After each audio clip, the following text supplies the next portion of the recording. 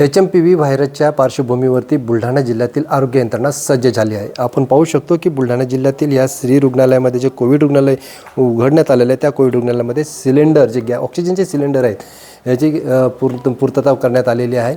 एकूण 1500 oxygen cylinder इथे उपलब्ध आहेत। तसेच 15 डेरोसेल सिलेंडर जे ऑक्सिजन सिलेंडर आहेत ते उपलब्ध आहेत।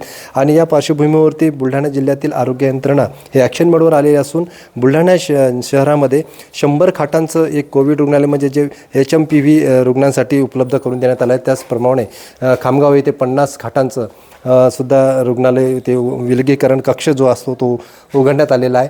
म्हणजे आरोग्य यंत्रणा ही पूर्ण सज्ज झालेली दिसून येत आहे आणि कुठलाही कर्मचारी तिथे सगळी उपलब्ध करून देण्यात आलेली आहे आणि कुठल्याही आरोग्य म्हणजे रुग्णाला कुठल्याही औषधाची किंवा कोणत्याही प्रकारची असुविधा होणार नाही याची दक्षतासुद्धा या ठिकाणी घेण्यात येत आहे। त्यामुळे बुलढाणा जिल्ह्यातील ही आरोग्य यंत्रणा पूर्ण सज्ज आणि अलर्ट मोडवर ॲक्शन मोडवरती आलेली दिसून येत आहे।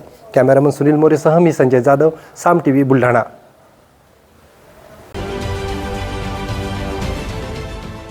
देश विदेशातील प्रत्येक घडामोडींचे लाईव्ह अपडेट मिळवण्यासाठी आता साम टीव्हीच्या सर्व सोशल मीडिया प्लॅटफॉर्मला लाईक, फॉलो आणि सबस्क्राईब करा।